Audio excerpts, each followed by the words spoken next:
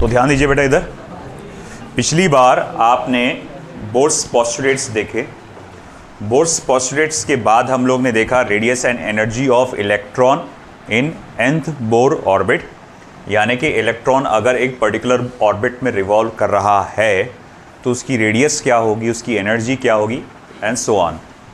अब ये सारे फैक्टर्स से रिलेटेड अब हमको न्यूमेरिकल्स पे जाना है। तो जैसे कि आप देख सकते हैं, पहला वाला न्यूमेरिकल बहुत आसान सा न्यूमेरिकल आपके सामने आया है। उसमें क्या दिया हुआ है कि calculate the change in angular momentum of electron when it jumps from third orbit to first orbit. देखो, पहले इलेक्ट्रॉन कौन से ऑर्बिट में था? थर्ड ऑर्बिट में। वहां से जंप करके वो कहाँ आया? First orbit. तो इस प्रोसेस में आपके एंगुलर मोमेंटम में कितना बदलाव आया होगा, आपको वो कैलकुलेट करना है। तो how we are going to calculate that? चलो, तो मैं यहाँ लिखूँगा सबसे पहले फॉर फर्स्ट ऑर्बिट, पहले ऑर्बिट के लिए एंगुलर मोमेंटम का क्या फॉर्मूला होगा?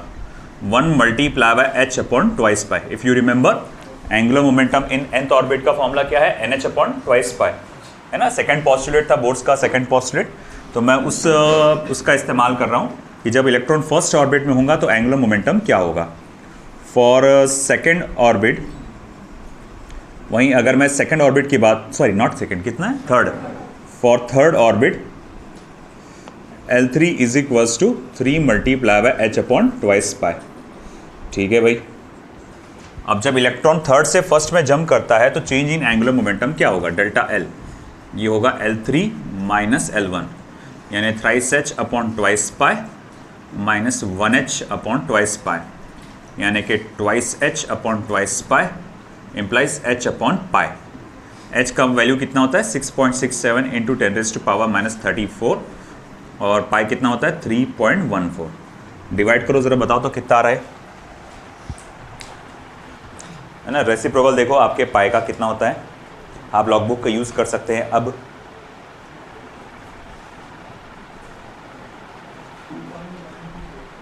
या फिर आपको वैल्यू याद होगी तो वो और भी अच्छी बात है। कितना आता हो?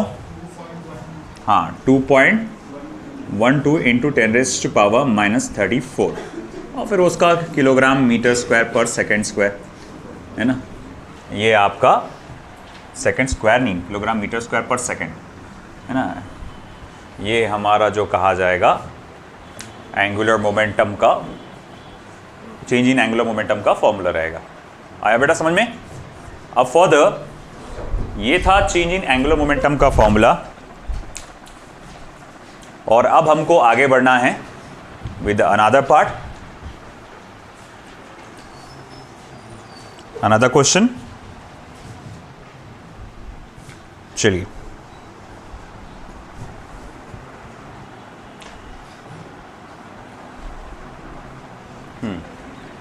once again it is related to Bohr's second postulate. A 10 kilogram satellite,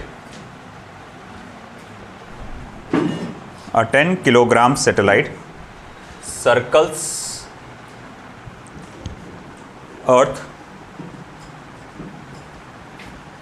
once every 2 hours in an orbit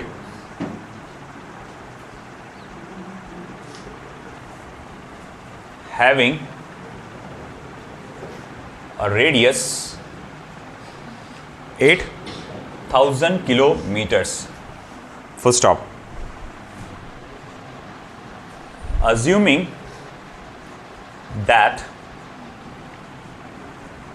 Bohr's angular momentum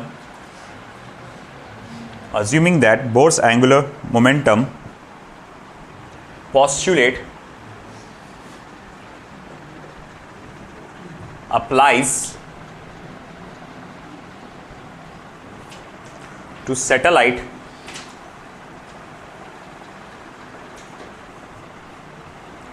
just as it does to an electron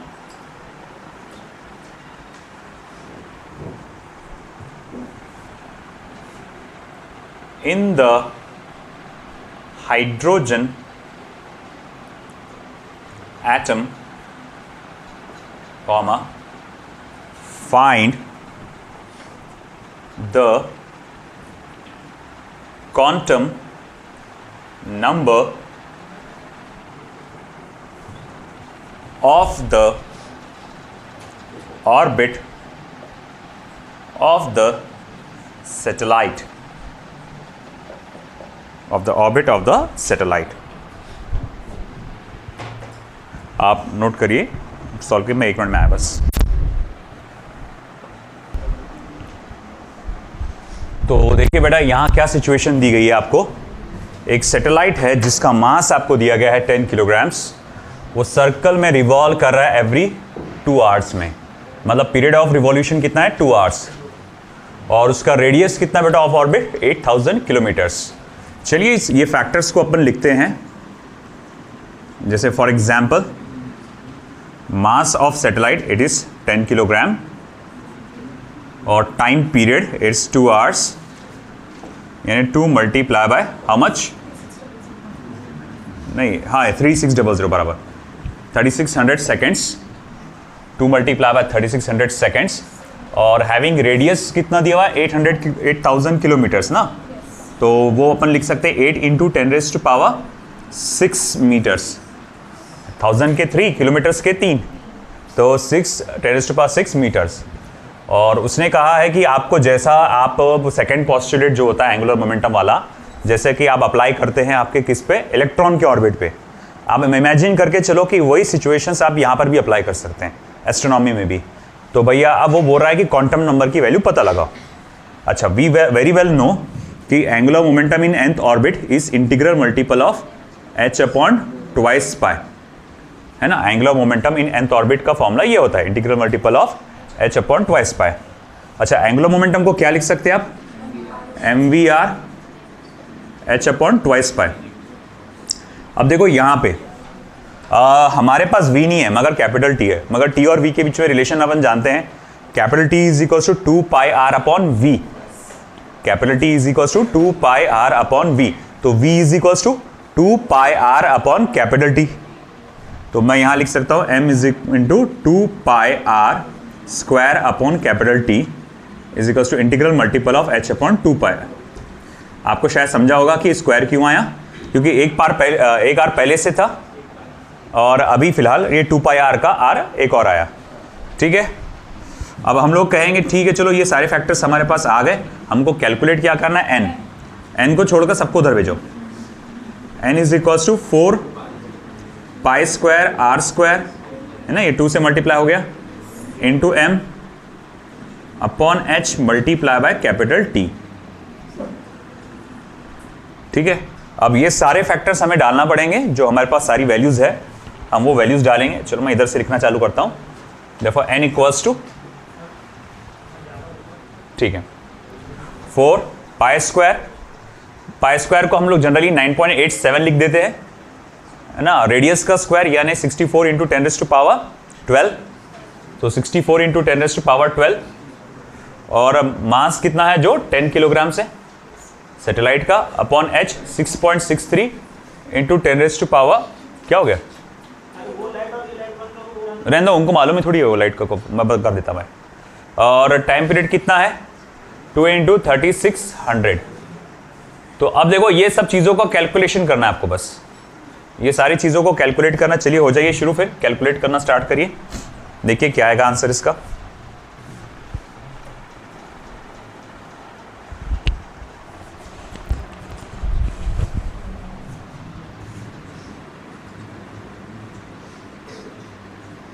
to 1 ज़ा 2, 32 ज़ा, ठीक है, 4 1 ज़ा 4, 9 ज़ा, फिर उसके बाद बचा क्या, 32 मल्टीप्लाई बाय 9.87 मल्टीप्लाई बाय 10 का पावर 12, 90 है, सॉरी एक और जीरो है ना, हाँ, तो 6.63 इंटू 9। अगर 9 लिख रहा हूँ तो 10 का पावर 11 लूँगा, 90 की जगह अगर 9 लिख रहा हूँ तो 10 का पावर 11। ऊपर के दोनों नंबर्स को मल्टीप्लाई करो, अरे इसका -34 तो रह ही गया, 6.63 इंटू 10⁻³ है ना ये, 6.63 इंटू 10⁻⁻34, तो 10⁻⁻34। हाँ चलिए करिए सॉल्व बेटा। 6.63 को 9 से मल्टीप्लाई करिए।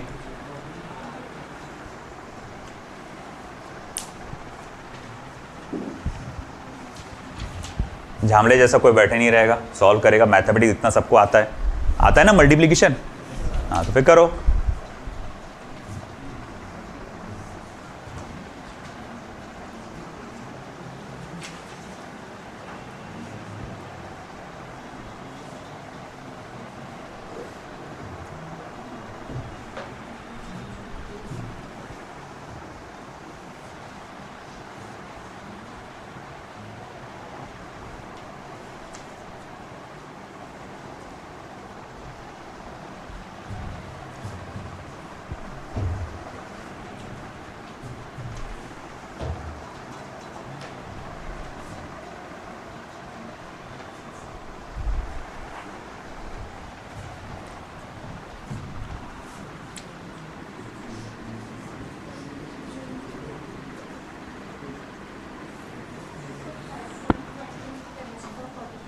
करेक्ट। अप्रॉक्स में 5.3 into 10⁻45, this should be the answer. Good.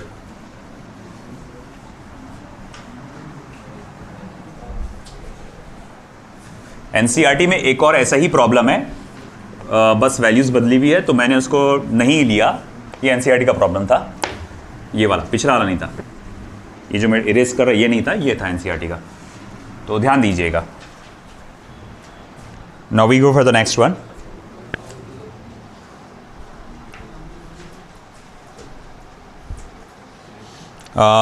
Next question, ये स्टेट बोर्ड से है, तो बोर्ड एग्जामिनेशन के लिए ध्यान रखिए। बहुत आसान सा क्वेश्चन है। Calculate the radius of third orbit of electron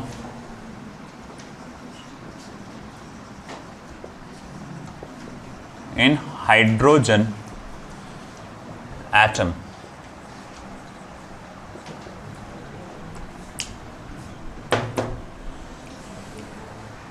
आपको हाइड्रोजन एटम में radius of third orbit calculate करना है ना।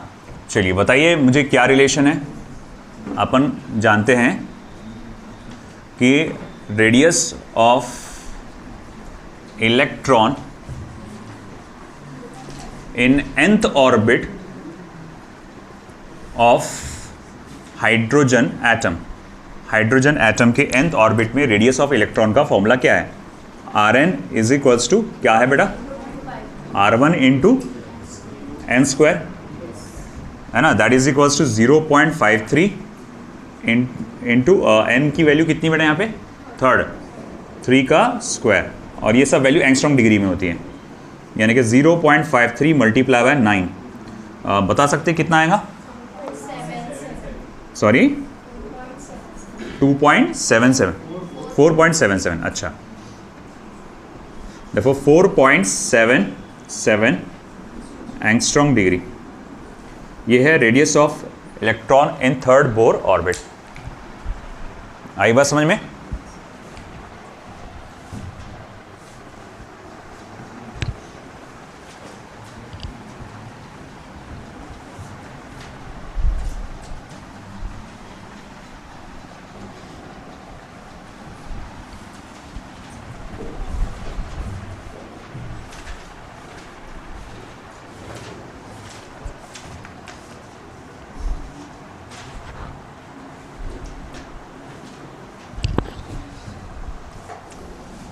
Next question.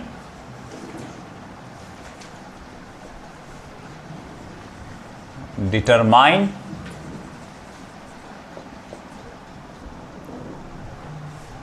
the energies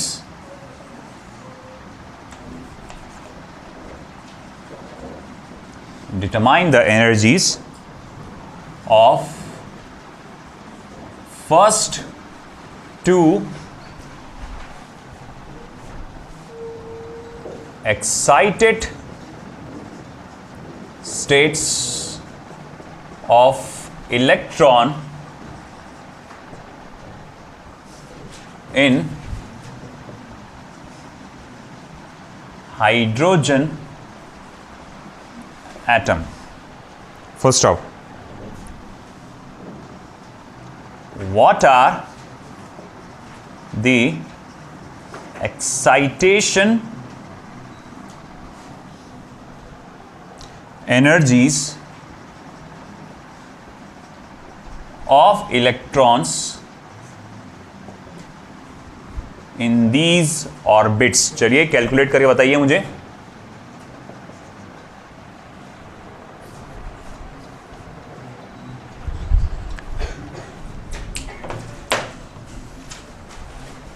I hope ये पुराना वाला प्रॉब्लम सभी का लिखना हो चुका होगा. This is also from the state board.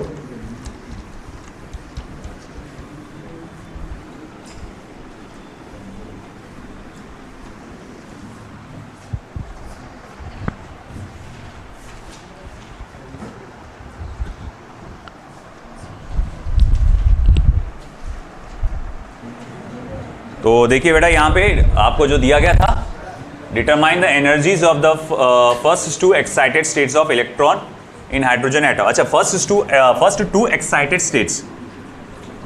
तो मैं जैसे सबसे पहले जो कहूँगा, energy of electron in nth Bohr orbit. Electron की एनर्जी nth बोर ऑर्बिट में क्या होगी? तो उसके लिए हमारे पास क्या फॉर्मूला है? En is equals to minus of E1 upon n square, यानी कि minus of 13.6 upon n square electron volt. सही है? ओके. अब मुझसे क्या कहा गया है कि दो सवाल पूछे गए. आप एनर्जीज पता लगाओ पहले दो एक्साइटेड स्टेट में. फर्स्ट एक्साइटेड स्टेट मतलब कौन सा ऑर्बिट होता है बेटा? सेकेंड ऑर्बिट है ना. फर्स्ट ऑर्बिट को क्या बोलते हैं? ग्राउंड स्टेट बोलते हैं. भूल गए? डायग्राम में बताया था. फर्स्ट ऑर्बिट को ग्राउंड स्टेट कहा जाता है. सेकेंड ऑर्बिट से स्टार्ट होता है एक्साइटेड स्टेट, है ना. सेकेंड ऑर्बिट को कहा जाएगा first excited state. Third orbit को कहा जाएगा सेकेंड एक्साइटेड स्टेट. तो हमको पहले निकालने को कहा गया है फर्स्ट एक्साइटेड स्टेट, जो कि कितना होगा? E2. E2 कितना हो जाएगा बेटा? वो हो जाएगा आपका माइनस ऑफ 13.6 अपॉन 2 का स्क्वायर इलेक्ट्रॉन वोल्ट, यानी कि माइनस 13.6 13.6 अपॉन 4 इलेक्ट्रॉन वोल्ट. जरा बताएंगे इसका वैल्यू क्या आएगा? Minus 3.4 electron volt. कुछ नहीं, डेसिमल वेसिमल कुछ भी नहीं आगे उसके. 3.4 तक की, ठीक है. 3.40 बोल सकते हैं अपन उसको, है ना. थोड़ा 2 डिजिट रहता तो अच्छा लगेगा. तो भैया E2 is equals to minus 3.40 electron volt. और अब अगर मैं बात करूं, ये second excited state,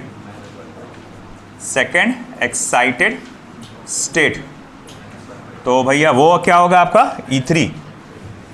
E3 is equals to minus 13.6 upon 3 का square, minus 13.6 upon 9 electron volt. तो ये कितना हो जाएगा? Minus 1.51 electron volt. अच्छा चलिए ठीक है, ये एनर्जीज इन दीज ऑर्बिट्स आ गए. अब अपने को एक और चीज पूछा है ना, कि what are the excitation energies of electron in these orbit. Excitation energies मतलब energy required to raise the electron from the ground state to the given state. Energies required to raise the electron from the ground state to the given state. मतलब मान लो excitation energy in the second orbit क्या होगा, कि electron को first orbit में से second orbit में ले जाने के लिए जो एनर्जी लगी उसको कहेंगे, है ना. Excitation energy in the third orbit क्या होगा? इलेक्ट्रॉन को ग्राउंड ऑर्बिट यानी ग्राउंड स्टेट यानी कि फर्स्ट ऑर्बिट से थर्ड ऑर्बिट में ले जाने के लिए जो एनर्जी लगेगी उसको अपन कहेंगे excitation energy in the third state, या थर्ड ऑर्बिट कहा जाएगा, या सेकेंड एक्साइटेड स्टेट. तो चलिए फिर वो भी चीज निकाल लेते हैं.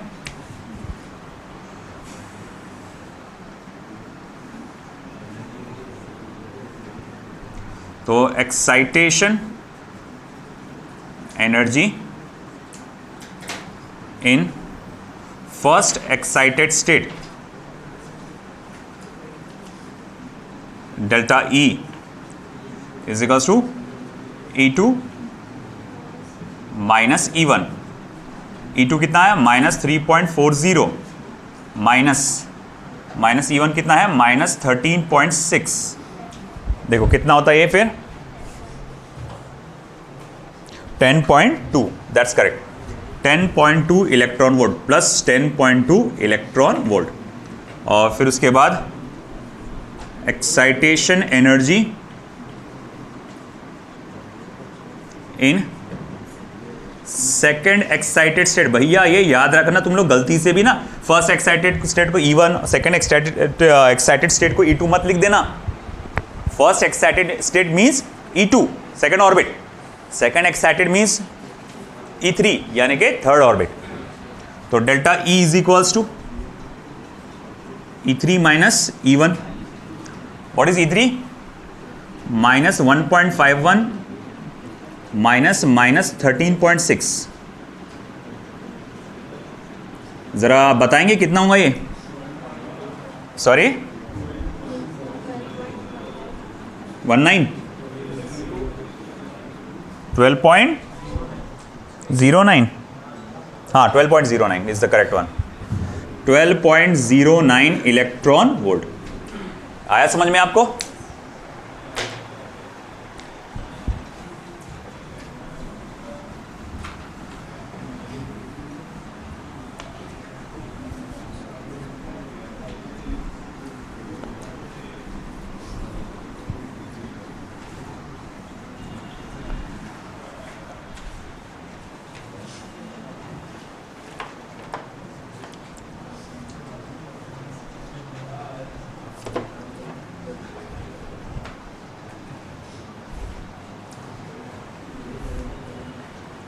Next,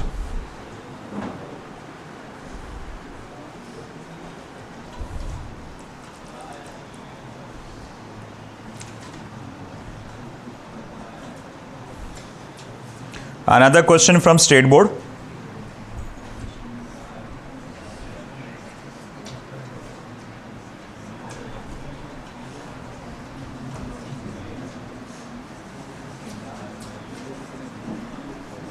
An electron in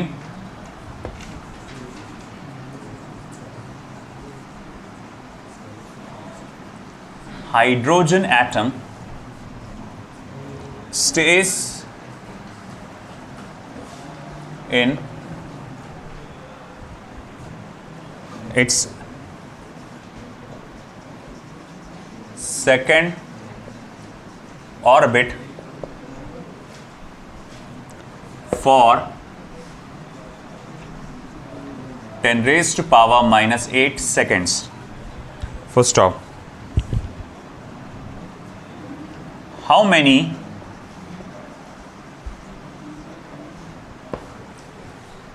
revolutions will it make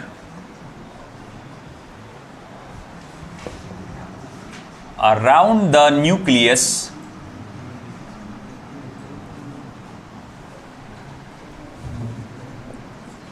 in that time? Nucleus के अतराफ वो कितने रिवॉल्यूशन परफॉर्म करेगा दिए गए वक्त के अंदर?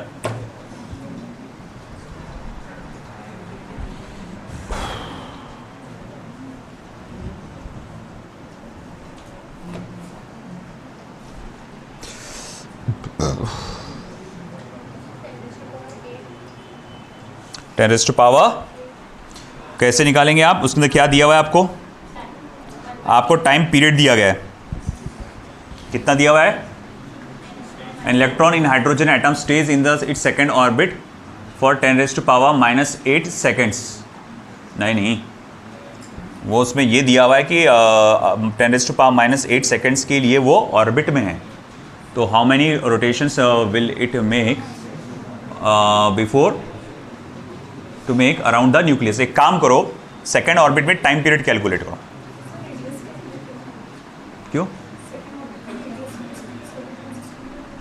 सेकेंड ऑर्बिट का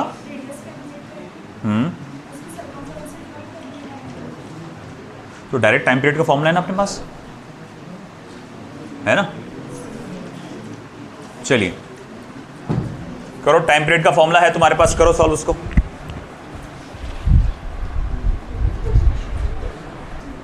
तो टाइम पीरियड का जो फॉर्मूला है हमारे पास t is equals to 4 epsilon 0 square h cube upon me raise to power 4 into n cube.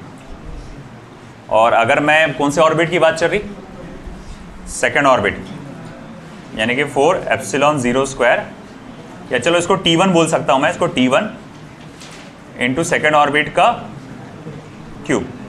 तो t2 is equals to t1 into 8। अब चैलेंज ये है कि t1 क्या होगा, तुमको t1 की वैल्यूज बताया नहीं था मैंने। हाँ, t1 अपना पीरियड ऑफ फर्स्ट ऑर्बिट में कितना होता, इट इज 3.898,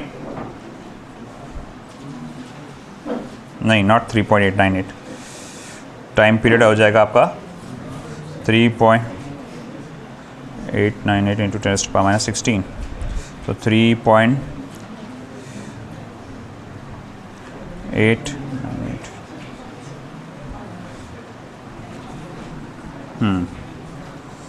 0.487 इंटू 10⁻⁻16, और ये हो जाएगा t1 की value multiply by 8, multiply by ये हो जाएगा 8। ये वैल्यू फर्स्ट ऑर्बिट की, ये याद रखिएगा आप। तो कुल मिला के जो वैल्यू आएगी फिर 3.898 इंटू 10⁻⁻16 सेकेंड्स।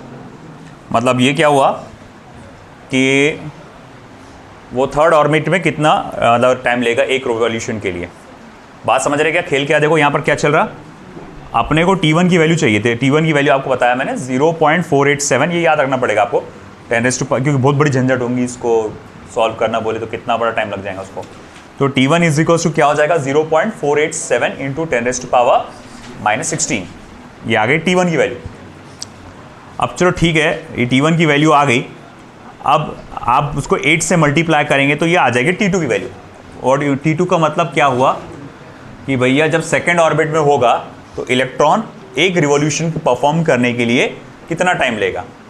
अब अपन नंबर ऑफ रिवॉल्यूशंस कैसे कैलकुलेट करेंगे, जैसे फॉर एग्जांपल मैं बोलता एग्जांपल के तौर पे, ये नंबर को छोड़ो, एक रिवॉल्यूशन मारने के लिए मान लो 2 सेकंड लगते हैं, एक रिवॉल्यूशन मारने के लिए 2 सेकंड लगते हैं, और तुम इमेजिन करो कि वो वहाँ पर 6 सेकंड तक रुका हुआ था। कितनी देर रुका हुआ था, 6 सेकंड। तो कितने रिवॉल्यूशंस किया हुआ उसने, 3 रिवॉल्यूशंस। मतलब आप क्या करते, जो टोटल टाइम है स्टेइंग टाइम, जो भी टोटल स्टेइंग टाइम है उसको क्या करते, कैपिटल T से डिवाइड कर देते, यानी नंबर पीरियड ऑफ रिवॉल्यूशन से डिवाइड कर देते। तो उससे आपको क्या पता चल जाता, स्टेइंग टाइम, कि वो कितनी देर के लिए वहाँ रुका था। बात समझ रहे क्या आप कैसे कैलकुलेट कर रहे हैं, आप देख रहे हैं सबसे पहले कितनी देर के लिए वहाँ रुका था। Once again I come again, कि जैसे मैं बोलूँगा कि एक रिवॉल्यूशन मारने के लिए कितना टाइम लगता है, 2 सेकंड, और वो कितनी देर रुका वहाँ पे, 6 second.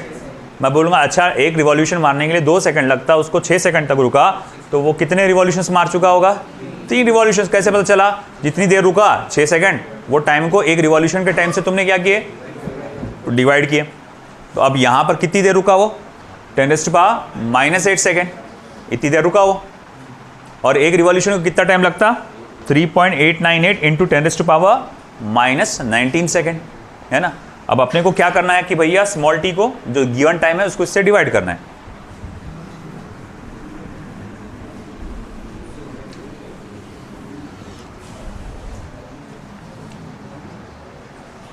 Number of revolutions, capital T upon number of revolutions, sorry number of revolution is small t upon capital T। Small t क्या है, 10⁻⁻8 अपॉन 3.898 इंटू 10⁻⁻19। अब वो कैलकुलेट करके देखो कितना होता है, 1/3.898। ये तुमको क्या करना पड़ेगा, लॉग बुक में रेसिप्रोकल लेना पड़ेगा। निकालो, दो तो लॉग बुक से सॉल्व करो इसको। 3.8 का 9 में मीन डिफरेंस 8 में, देखो कितना आ रहा।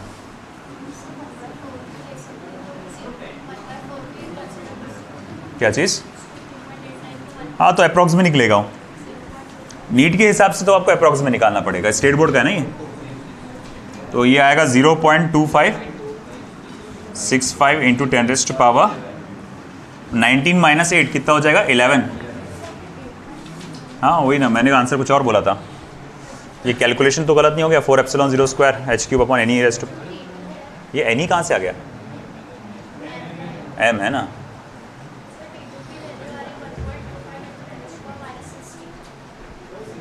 ये कैलकुलेशन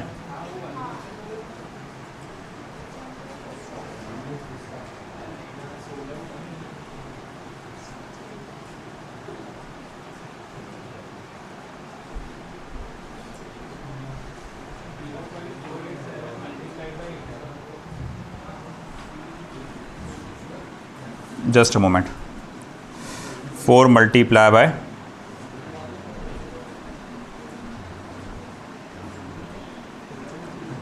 8.85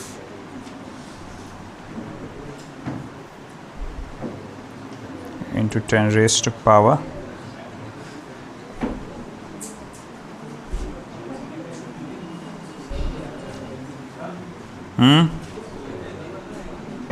सोलह, अच्छा -16 आ गया, -19 लिख दिया मैंने, -16, मगर फिर भी ये कैलकुलेशन, ये मेन कैलकुलेशन गलत हो रहा ना। मैंने इसका आंसर देख लेता, एक बार चेक कर लेता फिर से मैं। आंसर क्या है इसका? 8.23 इंटू 10⁻6 नंबर ऑफ रिवॉल्यूशन 6।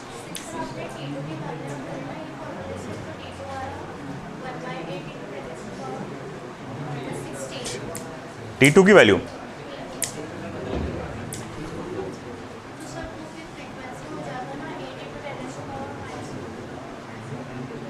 ये आ गया T2 टाइम पीरियड, और फिर इसके बाद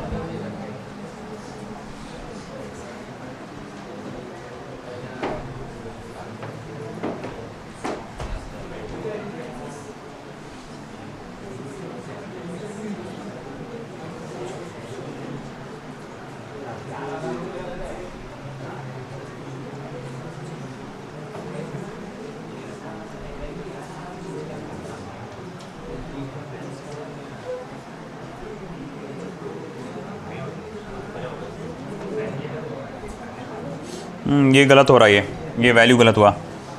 ये 1.52 इंटू 10⁻⁻16 है।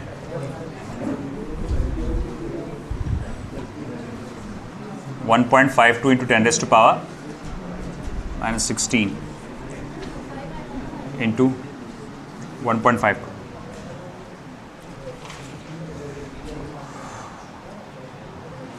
अब ये 1.52 इंटू 10⁻⁻16 मल्टीप्लाई बाय आप करेंगे इसको 8, तो देखो 1.52 इंटू 10⁻⁻16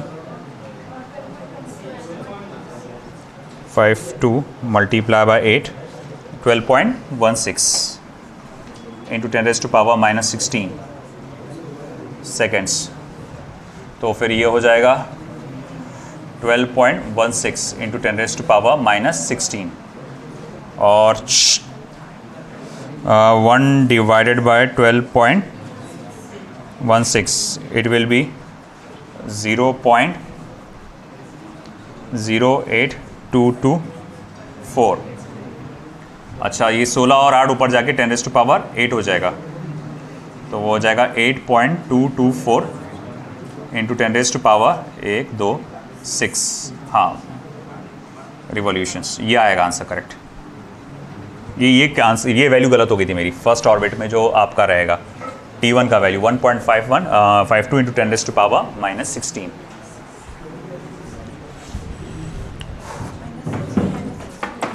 -16 देखना, उधर लिखा हुआ है -16 देख। अगला देखो, अब ये जो है स्टेट बोर्ड के थे, अब NCERT के क्वेश्चंस आ रहे हैं, सारे के सारे NCERT क्वेश्चंस हैं।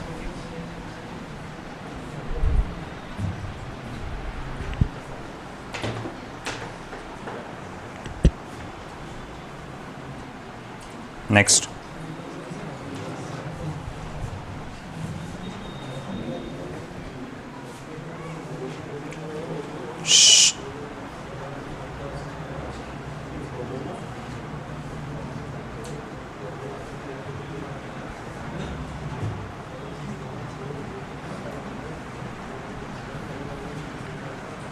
the ground state energy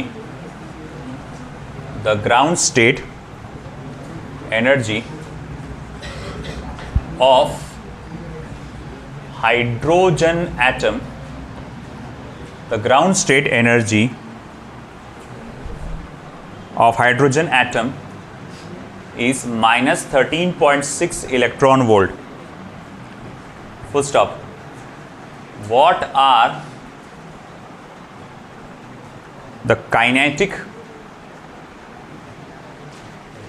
and potential energies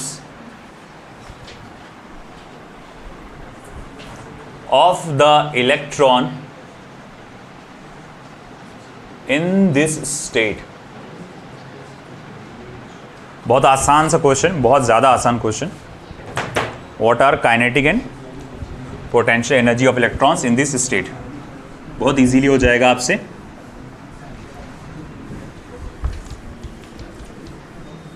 ground state मतलब कौन सा ऑर्बिट? फर्स्ट ऑर्बिट में. तो फर्स्ट ऑर्बिट में उसकी एनर्जी दी गई है, काइनेटिक एनर्जी और पोटेंशियल एनर्जी पूछा गया. देखो भाई इधर ध्यान दो सब लोग. आप जानते हैं हमारे पास टोटल एनर्जी का फॉर्मूला क्या होता है ना? माइनस क्या है? Minus 1/8 epsilon 0 e square upon r square. मैं ये वाला फॉर्मूला बोल रहा हूँ जिसमें आर की वैल्यू आप नहीं डालते, ये बेसिक वाला फॉर्मूला. तो ये है energy of electron in any orbit, particular orbit. इसका फॉर्मूला, टोटल एनर्जी का फॉर्मूला ये होता है. और अगर सपोज करो मैं पूछूंगा what is the formula for kinetic energy, तो काइनेटिक एनर्जी का फॉर्मूला आपको याद होगा तो 1/8 epsilon 0 e square upon r square. अच्छा, what about the potential energy? Sorry, हाँ, आर. पोटेंशियल एनर्जी का क्या रहेगा फिर? Minus 1/4 epsilon 0 e square upon r. ये आपको याद है ये फॉर्मूले, है ना? अब इधर ध्यान दीजिए बेटा. अब अगर हमारे पास total energy, kinetic energy and potential energy, ये फॉर्मूलेस अवेलेबल है, इसके बेसिस पे मैं इनके रिलेशंस निकाल सकता हूँ कि जो kinetic energy is nothing but it is the negative of total energy. Kinetic energy सिर्फ कितना है? अब इसमें कितना फर्क है? सिर्फ साइन का फर्क है ना. तो ये काइनेटिक एनर्जी जो है सिर्फ टोटल एनर्जी का निगेटिव है. और पोटेंशियल एनर्जी की अगर मैं बात करूं, अगर तुम उसको 1/2 से, जैसे या फॉर एग्जांपल टोटल एनर्जी के फॉर्मूले को 2 से मल्टीप्लाई कर दो, तो टोटल एनर्जी के फॉर्मूले को अगर मैंने 2 से मल्टीप्लाई कर दिया तो 2 ये 4 कट जाएगा, 4 रह जाएगा, है ना? तो ये पोटेंशियल एनर्जी का फॉर्मूला बन जाएगा. तो ऑन दैट बेसिस मैं यहाँ लिख सकता हूँ देयरफॉर काइनेटिक एनर्जी कितना होगा? ये टोटल एनर्जी कितना दिया? माइनस 13.6 दिया हुआ है ना, तो वो रहेगा प्लस 13.6 इलेक्ट्रॉन वोल्ट. ये आ गया मेरा काइनेटिक एनर्जी.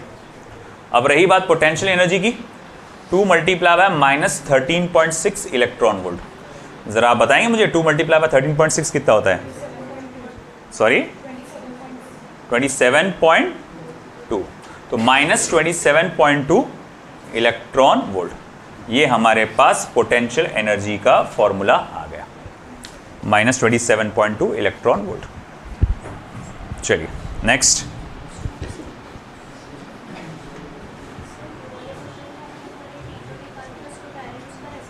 चलता ना, T2 निकाल के भी चलता. हाँ, ये क्या T2 यहाँ पे लगी ना.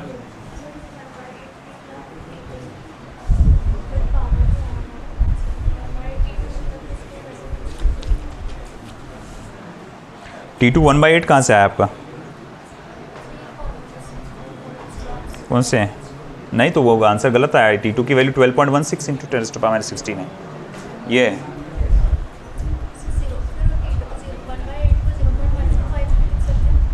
हाँ हाँ हाँ, अप्रॉक्स में वही हो रहा. सही है, अप्रॉक्सीमेशन में चले जा रहे तो वही हो जा रहा फिर वो. चलिए next question, once again coming from NCERT.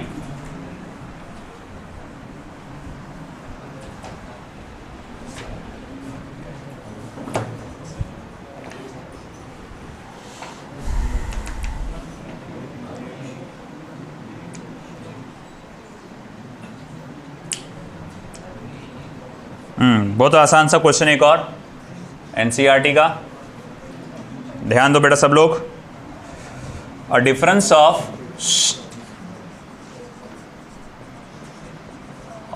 Of 2.3 electron volt separates two energy levels. A difference of 2.3 electron volt separates two energy levels in an atom. In an atom. Full stop.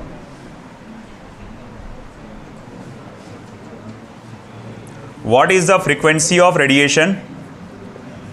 What is the frequency of radiation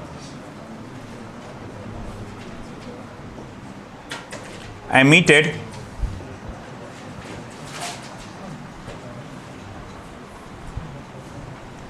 when the atom makes transition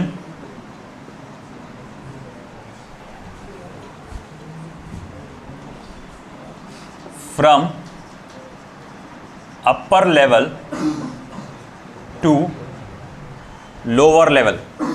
मतलब देख भाई क्या हुआ, किसी एक upper level में था पहले इलेक्ट्रॉन और वो वहाँ से जंप करके लोअर लेवल में आया, जिसके वजह से उसने क्या किया होगा, एनर्जी इमिट किया होगा। तो कितनी एनर्जी उसने एमिट किया, 2.3 इलेक्ट्रॉन वोल्ट। तो वो जो एनर्जी या रेडिएशन जो एमिट किया उसका फ्रीक्वेंसी क्या होगा वो पूछा हुआ है। एनी आइडिया कैसे करेंगे?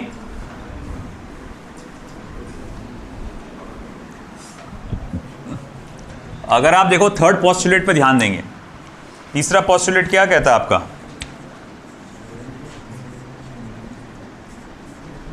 According according to the third postulate, अगर मैं तीसरे पोस्टुलेट के तहत अगर देखूं, जो अगर इलेक्ट्रॉन आउटर किसी ऑर्बिट से इनर ऑर्बिट पे जंप करता है तो इट रिलीज अ रेडिएशन या फोटोन ऑफ एनर्जी h नू, जिसकी एनर्जी की वैल्यू जो होती है ये En माइनस ई के बराबर होती है। अब तुमको En माइनस ई की डायरेक्ट वैल्यू दे डाला उसने कि 2.3 इलेक्ट्रॉन वोल्ट है, तो नू इज इक्वल्स टू क्या रहेगा आपका 2.3 1.6 इंटू 10⁻⁻19 अपॉन h, जो कि क्या होगा 6.63 इंटू 10⁻⁻34। देख रहे भाई, ये थर्ड पोस्टुलेट में अपन ने क्या पढ़े थे, जब भी इलेक्ट्रॉन एक बाहर के ऑर्बिट से सेकंड ऑर्बिट या कोई भी इनर ऑर्बिट पे जंप करता है तो क्या करता है, वो उसको एनर्जी छोड़ना पड़ती है, इक्विवेलेंट टू एनर्जी गैप, है ना, और वो छोड़ता है in the form of photons. अब ऐसा है कि ठीक है, ये चीज़ बोला गया है फोटोन के फॉर्म में एनर्जी लिबरेट करता है, जिसकी फ्रीक्वेंसी ये होगी। तो En माइनस ई पी, इसकी वैल्यू तुमको इलेक्ट्रॉन वोल्ट में दिया है, इसको ये वैल्यू से मल्टीप्लाई करके जूल में कन्वर्ट किया अपन ने और प्लैंक्स कांस्टेंट से डिवाइड किया, तो उससे क्या मिलेगा तुमको, फ्रीक्वेंसी ऑफ रेडिएशन मिल जाएगा। निकालो फ्रीक्वेंसी कितना आएगा।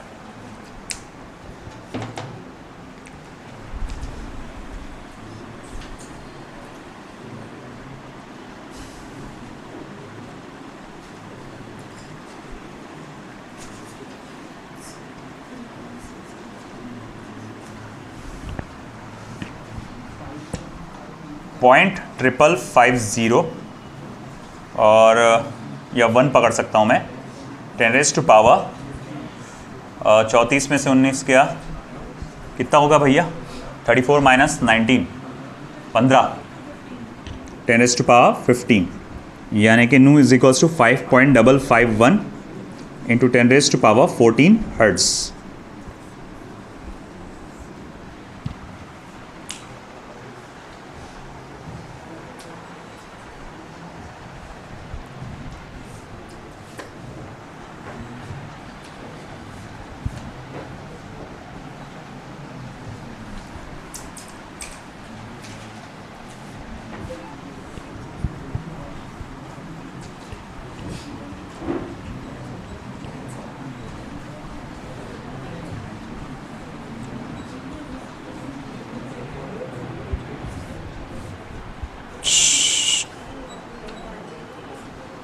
Next question,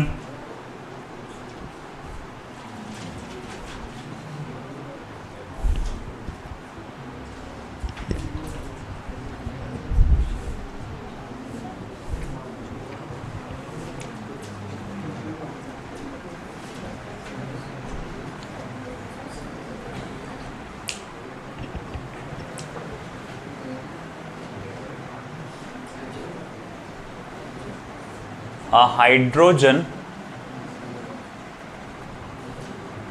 atom initially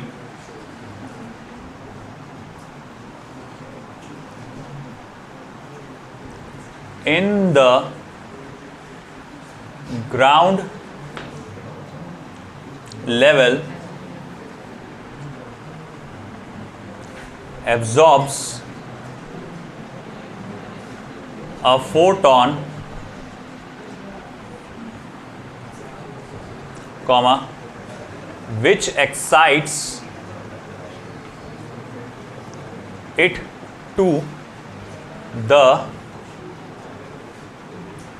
n equals to 4 level. Full stop. Determine the wavelength and frequency of photon. Determine the wavelength and frequency of photon. तो पहले वो ग्राउंड लेवल पे था, फिर वहां से एक्साइट होकर वो कहाँ गया, फोर्थ ऑर्बिट पे. तो वो कह रहा है वेवलेंथ और एंड फ्रीक्वेंसी ऑफ फोटोन पता लगाओ. आसान है. देखो मतलब ये हुआ कि पहले जो है वो 1 पे था, बाद में वो गया फोर्थ ऑर्बिट पे, n2 इज इक्वल्स टू 4. तो भैया वो पूछ रहा है कि wavelength and frequency of electron क्या रहेगा. तो सिंपल सी बात है, मैं यहाँ लिख सकता हूँ कि h nu is equals to क्या रहेगा आपका, E2 माइनस E1. तो h nu E2 क्या रहेगा, मतलब फोर्थ ऑर्बिट में क्या इसकी एनर्जी रहेगी. मेरे को सेपरेटली पहले E2 निकालना पड़ेगा. E2 यानी कि फोर्थ ऑर्बिट में, या चलो जान दो ना, 4 ही डाल दो ना ऑर्बिट के वास्ते, फोर्थ ऑर्बिट है नहीं है, तो फाइनल कर देता है उसको, इनिशियल कर देता है, ऐसा ज़्यादा बेटर रहेगा. तो ठीक है, तो E4 is equals to minus 13.6 divided by 4 का square electron volt. Minus 13.6 divided by 16 कितना होगा, करो. माइनस 13.6 डिवाइडेड बाय 16 या 13.6 मल्टीप्लाई बाय 0.625.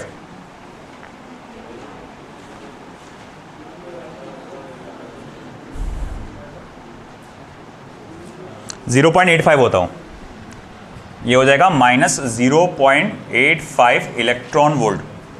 अच्छा, E1 कितना है अपने पास, माइनस 13.6 इलेक्ट्रॉन वोल्ट. तो अब देखो h nu is equal to क्या रहेगा, E4 minus E1 minus 0.85 minus minus 13.6. तो 13.6 माइनस 0.85, तो ये हो जाएगा 12.75 इलेक्ट्रॉन वोल्ट, यानी 12.75 into 1.6 into 10 raise to power minus 19 joule. Therefore, nu equals to 12.75 into 1.6 into 10 raised to power minus 19 divided by h की value 6.63 into 10 raised to power minus 34. अब चलिए multiply करिए, सारी चीज़ों को डिवाइड करिए, देखो कितना आता है.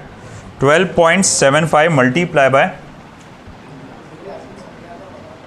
1.6 divided by 6.63, it is 3.077 into 10 raised to power 15 hertz. 10 raised to power 15 hertz. Now further, जैसे कि आपने देखा आपको फ्रीक्वेंसी मिल गई, अब अपने को क्या कैलकुलेट करना है, वेवलेंथ. तो क्या रखेंगे अपन, c बाय लैम्बडा. तो मैं लिखूंगा nu equals to c by lambda equals to 3.077 into 10 raised to power 15.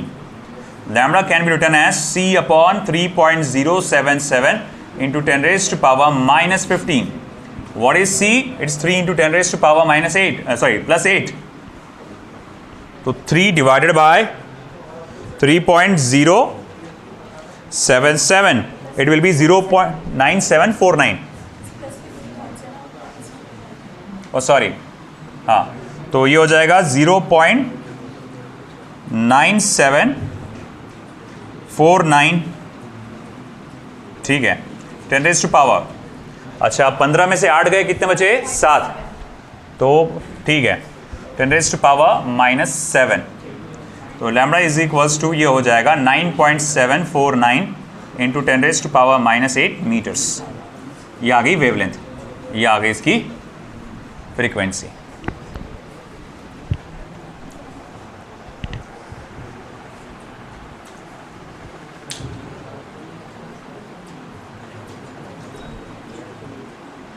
Okay, अभी कुछ और क्वेश्चंस बचे हैं इसमें, but I will take them tomorrow. बहुत दो तीन क्वेश्चन बचे हैं, तो ये कल हम लोग लेके बाकी का पार्ट कवर करेंगे। कल बताएंगे सर आपको।